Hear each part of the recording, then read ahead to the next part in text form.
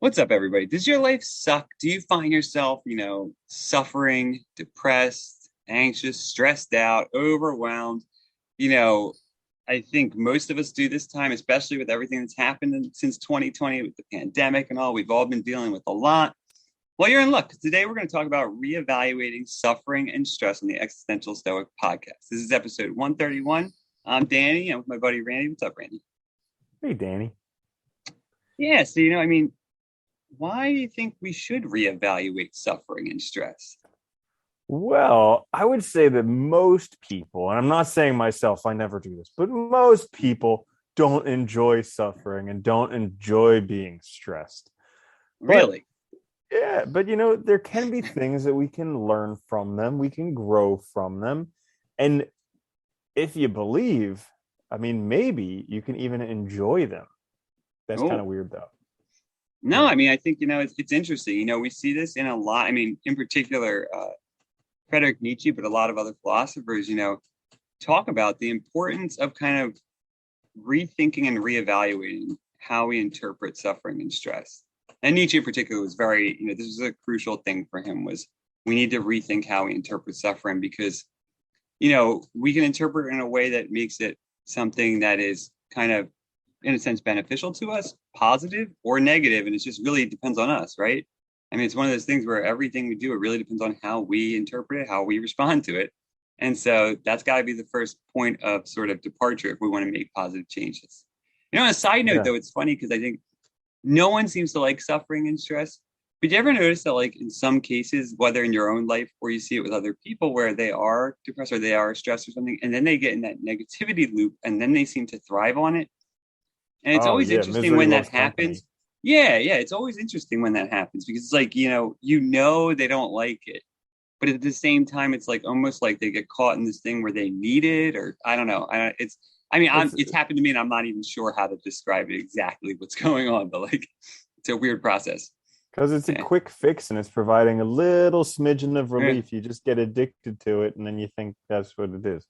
But yeah, I mean, I yeah. can I can totally relate because it's I the older I get, the more I'm finding I have such an inability to actually maintain peace of mind and pleasure in my life. So Yeah, like I get these yeah, points where I'll like achieve peace of mind. And like if it's more than a day, I'm just like, oh boy, wow, this is something else. Because like there's it's almost inevitable that something else is going to come up and just totally shatter that.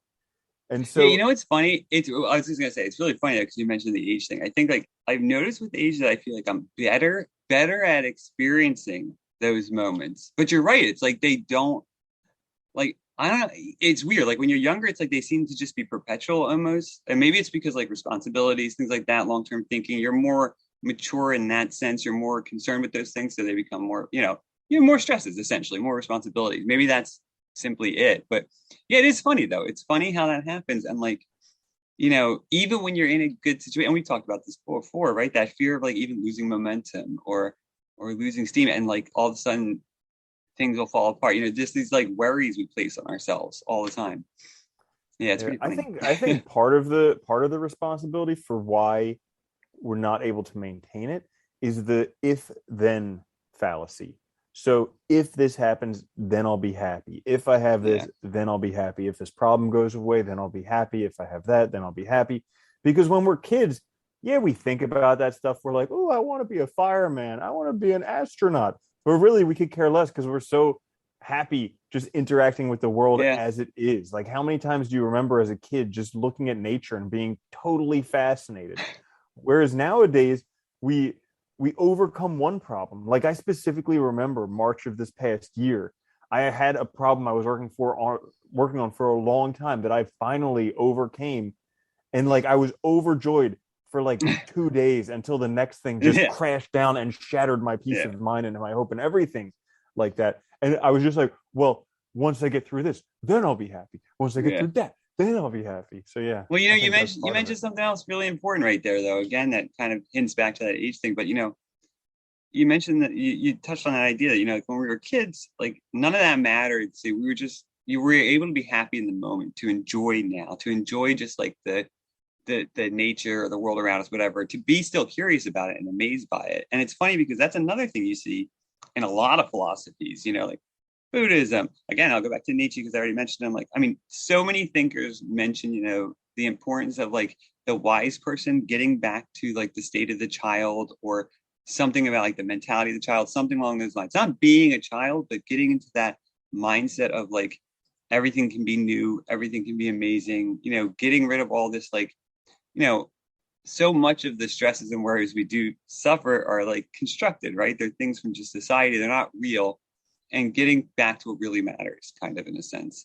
So that's another one. I think that's another good point. Yeah. Yeah, Yeah, it's absolutely. And that's funny. something that, I try and do that every once in a while, especially when I notice that I'm disappointed. So like some activities that I'll do is just going around my room and recognizing what I already have. Because Oh, many times I'll be disappointed because there's this thing that I want that I don't have. And then I go around my room and I'm just like, oh my goodness, I have this. Oh, so lucky. And then I have this. Oh, so lucky. And then I have this. So like that's really good. And also incorporating that with gratitude. And also, like specifically when I'm feeling in the dumps, oftentimes that doesn't feel like enough because I have this if then fallacy. If this negative feeling leaves me, then I'll be happy. And yeah. I'm doing these actions and it's like this just isn't doing it. But that's not the point. Like the point is No. just doing the actions. Eventually it'll turn around. All you need to do is just keep doing the actions whether it feels good or not. It's funny when you mentioned that before, the looking around your room, kind of being grateful for what you have, and identifying, acknowledging what you have. And I've done that for a long time. Actually, I think my whole life. Whenever I feel down or like hard to get out of bed, I'll look around. And it's funny because I meant to mention this to you before. I was listening to another show, and they were talking about the woman who wrote the book "Good Night Nobody." It's a children's book. Where like basically a rabbit says goodnight to all the things in his room. But the idea came from that I guess she had depression, and whenever she couldn't get out of bed, she would look around her room and mentally make a list of all the things she was grateful for and then write them down. And this was like the reverse thing, basically. Instead of doing that to get out of bed, it was a way to go to sleep, right? For kids. But I think it's interesting because, the reason I brought it up, a lot of us do these little things that we don't think of as being, something other people do. Like I would never thought other people look around their room and do that like you do.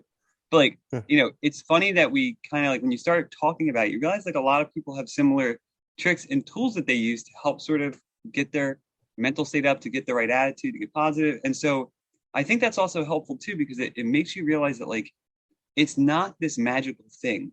It's something you do. It's something you work on. It's something that you use tools and tricks, right? It's not like something where you just have to be happy or whatever.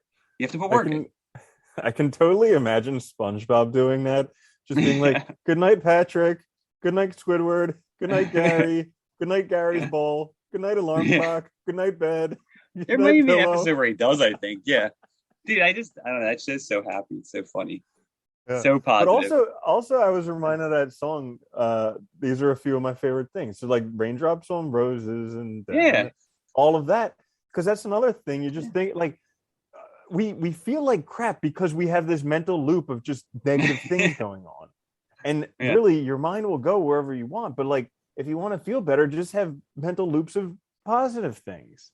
Well, I think this is one tool, I think where that's really important worth mentioning, which is one way to start looking at stress and suffering is to start thinking of it as what it is. It's negativity and negative attitude, negative state of mind, and start trying to do little exercises like this to remind yourself and bring yourself out of it, right? To reinforce that positive side, to reinforce that you're still good. And there's more, I mean, there's more things beyond it, but I think that it is a crucial one. I think it just cracks me up because when you talk to people, you find out I think everybody has these little things they do, but we all act like the people that seem happy are just naturally that way, or just always that way. And they don't do anything. It's like, so there's something wrong with me or something wrong with the world or whatever. And it's interesting. I think that's one of the hard things though, always is that, no matter what we struggle with, it's like everything takes work. It takes some Well, sort of putting effort in. and so here's the thing, like I think by nature we're lazy because human beings wanted to survive. So like we had to be lazy somewhat with using our energy or else we'd run out of it because Security and you comfort, right? Those are the two main yeah, things. yeah. But where I was going with that was that I don't remember. So we'll come back to it. When I rudely interrupted and threw off your whole train of thought. I'm sorry. But all right. It'll come back in 5 minutes. So. Yeah. Well, so we mentioned sort of Oh, one here we thing go. already, which is, I'm sorry. go ahead. 1 minute. It's No, go back ahead. already. Go ahead. So Go like, ahead. That's good. everybody wants this life of comfort where we don't have to do any hard work, we Yeah. don't have stresses, we don't have suffering. So let's take a look at some real life examples of things that happen when there's no suffering, when there's no stress. So if you want to get in shape, if you want to build muscle, you need to stress your muscles. You need to suffer a little bit. No pain, no gain.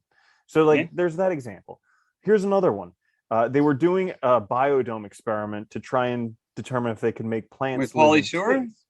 Yeah, No, I know. okay. That was a great one. Okay. And so to make plants live in space. And so they planted these trees in the biodomes, and then the trees grew big, and then all of the trees, as soon as they got to a certain height, they all fell over. Oh, I read about that. Yeah. Yeah, they couldn't figure out why this was happening, but it was because there was no stresses on the trees, no wind making their roots grow out stronger. So again, you need stress, you need suffering in order to survive. And even they've shown with oh, go ahead. Sorry. Even they've shown with like bone healing and stuff like that. Your bones will actually heal faster if you stress them a little bit. No, I was going to say it's interesting. The plant world gives us a lot of examples. I know that when if you're doing gardening or if you're growing vegetables and stuff, a lot of times they require some sort of stress in order to make the fruit or whatever the crop is better, tastier. A lot of times that sort of stress on it makes them hardier. There's a lot of things where I think if we look at the natural world, we can see a sort of like we can see an idea being sort of manifested that we can apply to ourselves. And when you really look at our lives, you realize that like everything that's difficult, every stress, it's a way for us to grow. It's a way for us to make ourselves stronger, more capable, better equipped to deal with things in the future, right? Just like you said, exercise, you have to push yourself to that point where it hurts in order to increase. If you really want to do well at a certain skill or something, you have to push yourself to learn a lot and keep doing it, right? And it's going to suck sometimes, but doing that makes it that it's easier later, right? It makes it that you're capable later. And I think this is the one thing we have a hard time seeing when we're in the moment, that the suffering is an opportunity to learn. It's an opportunity to grow. It can be a positive thing because it's a challenge for us. But oftentimes I think a lot of us miss that because we're too focused on the negative rather than how we can turn it into a positive or how it can be beneficial for us. Yeah, absolutely. And so we're kind of like overly concerned with the short term, take the suffering or stress away, as opposed to the long term benefits of living with the stress and developing in it. Well, I think too, like stress and suffering can be good signposts too, because look, if it's not something you really want, you shouldn't be, you should basically turn away from it, right? And focus your energies elsewhere. But if you're suffering and you're stressed and you're pursuing something you want, or it's because of something you want, or it's because of the life that you're living, that's, a good life for you, you should then figure out how to overcome it, because that's giving you those skills. That's developing the character. That's developing all the things you need to be essentially a better you in the world, right? And, just like the plants need that to produce better or become hardier, or the trees needed something so that the roots were actually not just like basically there in the loose soil. I think those are good examples in the world, and we don't look to nature and stuff that much really to kind of think about ourselves often. We think of ourselves as so different, even though, we totally are. Yeah. And then also I think that we see a lot more of this not wanting the suffering or stress, usually because we're overthinking it. Like we keep thinking about, like, okay, it's bad enough that whatever happened, but then we just keep replaying that over and over and over and over and over again ad nauseum, and it just makes it that much worse. Like the Buddha used to have an analogy about two arrows. He was like, if you get shot with an arrow, would it hurt? And they're like, yeah, of course that would hurt. And he'd be like, okay, well, if you got shot with a second arrow, do you think that would hurt a little bit more? And they'd be like, yeah, because now you have two arrows in you. Of course that would hurt more. And he's way like, worse. Yeah. He's like, that's what happens in life. Like these things happen to us. That's the first arrow. But that second arrow, we do that to ourselves. That's the mental suffering we do. And that's something we actually have a choice over what we can do with it. Because, there's what life does to us. And then there's how we handle it, what we make of it. Yeah, how we respond, the meaning we give it. And I think this is where like literally every philosophy agrees, right? That this is where our agency, our ability, our self-control comes in, and we can actually do something to make it better. I like that example too, though, because it's funny, like I've noticed myself getting much better at it at this stage in my life, yet I still struggle with it. It's so easy to make it worse. It's like, and I'll give you a quick example. I'm sure you went through this before, like you don't feel good, so you're tired, so you're not getting stuff done, which is like, okay, fine. And you realize that, maybe you're not feeling well, whatever. But then you start mentally beating yourself up. Then you start making yourself depressed. You start saying, oh, you're never going to get, this goal, or you're never going to be this because you're lazy and you're a loser and idiot. It's like, we start to sort of then attack ourselves, and we get caught in this sort of thing. And it's like, I've gotten better at recognizing it, which is helpful because then you can pull yourself out of it. And I think this is what people don't realize too about it. Yeah, it takes a lot of time to develop these things, but one of the great benefits is you get more self-awareness. And when you have more self-awareness, yes, it might still happen because things are, there's always things that are going to happen, but you're much more equipped to deal with it. And it won't be such a drain on your life or such a long, bout of suffering or depression or whatever. It'll be, a couple hours or whatever. It'll resolve quicker, and you're not so affected by it, I think. Yeah. And it's a skill that you just kind of work on a little bit at a time, but being persistent, you get better. Like that's something that I'm practicing specifically this time of year, because from New Year's until the end of March is historically just generally a difficult time of year that I've experienced in my life. Same here. So I don't know. It's got to be something, yeah, right? Yeah. And so like just recognizing that this time of year, things are going to happen, but choosing to acknowledge that and be generous with myself. So being patient, also being compassionate with myself, being like, hey, I still love myself. So like, we'll get through this. It's just take a breath. It's only another month and a half. Yeah. So like, yeah. But it's kind of having that ability to see it for what it is, as opposed to getting smacked upside the head by it every year. Well, that's the tough thing too, is I think, and that's the thing you learn when you put any of these things into practice, or even just try to start working on it and acknowledge it, is you realize that like, I would say 99% of the time, at least for me, is all it requires is taking a step back, acknowledging what's going on, and realizing how I'm responding, and that the way I'm responding is not the way I want to respond.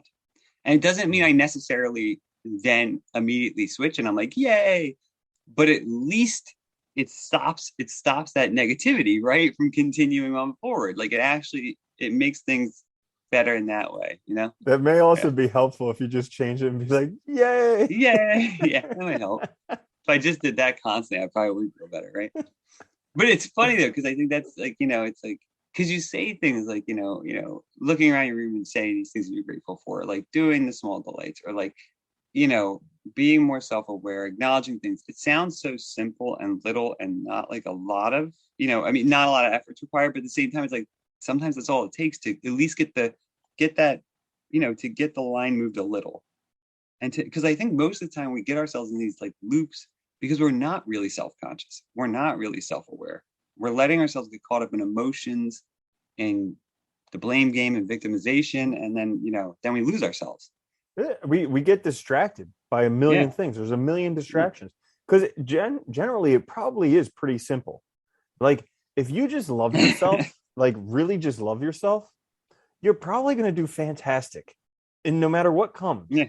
Because if you're suffering, you'll love yourself, because why would you not? Like if a good friend of yours was suffering, why would you not love them? And like if you can treat yourself like that, then you'll be fine. But we get distracted. We think, oh no, it's got to be more complicated than that. Like clearly I need to have 6-pack abs. I need to have $10 million in the bank. Well, I need to have the biggest house, the best car. And it's like, these are all just distractions. Well, that's the other thing, right? Because we also pretend like things matter that just don't matter. We give way too much meaning to superficial things, to empty things. And the downside of that is, one, sometimes it makes life really hard because you get all these ideas in your head that can't happen right now. And two, you're also not focused on what really matters to you. So ultimately, even if you do get them, you're still in the same situation. You haven't really made anything better, honestly better for yourself. I think that's it. We just don't, I think a lot of us don't know ourselves, don't spend enough time thinking about it, reflecting on it, and being self-aware. And that's a huge step, I think, towards dealing with, and rethinking suffering and stress. Mm-hmm. Yeah. I think, okay. So here's another way to rethink it, Mm. is to first recognize there's always going to be there. Yeah. Like, people think that it's Didn't going to Buddha go. say I life mean, is when I say suffering?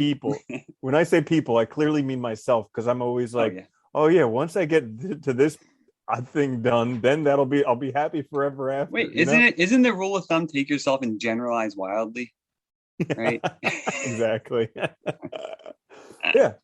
Yeah, but it's like, it's so easy to think that, like, once you get this, then I'll be happy. Then all things will be settled. But it's just part of life that, like, there are problems, there's suffering, there's stress, and just learning how to deal with it gracefully. Like, I used to do Bikram yoga, and I really enjoyed that because it was very uncomfortable, and it's done in a room Wait, that's like what is 100 it? some Bikram Oh, yoga, okay. hot yoga. Yeah, I know what you're It's talking done in a about. room that's like 100 degrees. There's 26 poses and 2 breathing exercises. Takes an hour and a half. So you're like dripping sweat, super hot, doing these crazy bendy poses. It's very uncomfortable, but I liked it because it was teaching me to relax in the discomfort. Because you're in a pose for like a minute, 2 minutes, something like that, and it's painful, and you're tired, and you can barely breathe because it's 100 degrees and humid, and it stinks in there, and like all these things, and yet you're supposed to like relax and be peaceful. And so, like, I enjoyed that training because I looked at it like a life lesson. Like, this is teaching me how to relax in the discomfort, because there's going to be plenty of times in my life that are uncomfortable, and I need to learn how to be present in them. It's funny. There's a lot of things we can do like that. Like I found myself like hiking, and especially like backpacking is a great like example of that, because one, it's really hard, like really hard. It's difficult. You can feel miserable at times, but at the same time, like I at least personally, I want to be out there, and I really love seeing that stuff, and you can't see it otherwise. So like, it's that contrast between like this is really difficult, but I really want to enjoy this. So you still enjoy it even in light of that, right? That just becomes something where you're like, yeah, I got through that, I did it, like that's awesome, and then you can do it again. Like I think that's the other crucial point. I think to sort of interpreting suffering positively, which is really hard. And again, this is like I mentioned before, Nietzsche was really big into this, reinterpreting it. But I think there is something to that, looking at challenges, obstacles, stress, suffering as chances for growth, for change, for discovering ourselves, for discovering what we're capable of, and ultimately self-overcoming, right? Becoming a better version of ourselves. Looking at it that way can really transform how we understand it.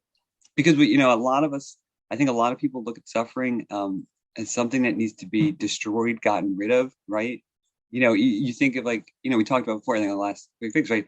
People want to be rich so they don't have to do anything. And it's like the life of complete comfort and pleasure. And it's like with no suffering, but that means no growth, right? That means no, continued living, really. And I think reinterpreting suffering as an opportunity, I think, is difficult, but it's also a way to turn it into something positive. To look at it not as just something that's a drain on us, but something that's presents a way to grow, presents a path forward. Yeah. And it's good to evaluate your suffering and your stresses, because a lot of us don't do that, and just figuring, is this something worth suffering or being stressed for? Like I remember how you were saying earlier, like, is this something losing my peace of mind over? Is this worth getting angry over? And stuff like that. Because it's like a lot of these things, we just get angry and we don't think, is this really worth it? Is this getting me where I want to go? And then, like, if it's suffering that you can't change, asking a better question, being like, how can I make the most of this situation? So, like, for instance, a couple of years ago, I had to go back and work as a veterinarian, and I didn't really want to do it. So I was like, how can I make the most of this situation? Because I knew I had to do it, but I was like, how can I make the most of this situation? And I was able to do a few things to do that. And it really we got to helped meet me up grow every as a week. person. That was I cool. know. Yeah. Yeah, that was awesome. That's when we started the podcast. I mean, Yeah. heck. Yeah. Right. Yeah. Yeah. it's funny too. I think because I think personally, one of the things that's helped me the most, and I think that's really crucial, is just trying to be more self-aware of how you're feeling, what you're feeling, and why. And really, it is difficult. And like I think it's funny how hard it is sometimes to be self-aware and to be like aware of what's happening in our mind. I know it sounds kind of weird sometimes, but it is. And once you start acknowledging these things, I think that has such an impact because it gives you the power to start really thinking about them in a way that's, in a sense, abstracted from it, not caught up in it. And that gives you a chance to really evaluate, is this worthwhile? Is this something I care about enough to even go through this? Is it necessary? It's funny. Like, I remember, I mean, I'm sure there's times in everybody's life where you take on a project or something you hate, and it's like totally a burden to go through. And then if you really ask yourself, why am I doing this? Should I be doing it? I mean, sometimes it's okay to just walk away from stuff if it's like that. And I think it's got to be something we're really, really worthwhile to us. But that's when those moments, those challenges become such an opportunity for growth, such an opportunity to define ourselves in the world. Yeah. Yeah, absolutely. Yeah, so I think those are some good insights into reevaluating stress and suffering. Yeah. Yeah. Anything else? I mean, I would just say, I guess to reiterate, yeah, I would just say, like, be gentle with yourself, be easy with yourself. And, I think keep in mind too that no change is immediate. Everything takes time. And kind of, it's okay to even laugh at ourselves sometimes when we keep finding ourselves returning to the same problem. Because, sometimes it's a helpful way to get through it. And I think it's necessary. It's just life. It's not the, yeah. That's a great point, because there's this saying that all a man's problems come from his inability to sit still and do nothing. And so like Mm-hmm. we have these things happen to us, and it's uncomfortable, and we Yeah.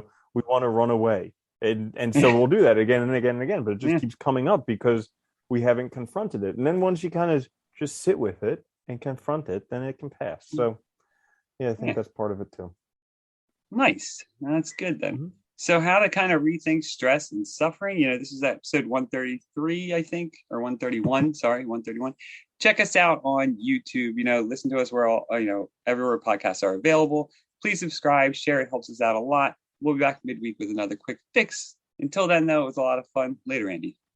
Later, Danny.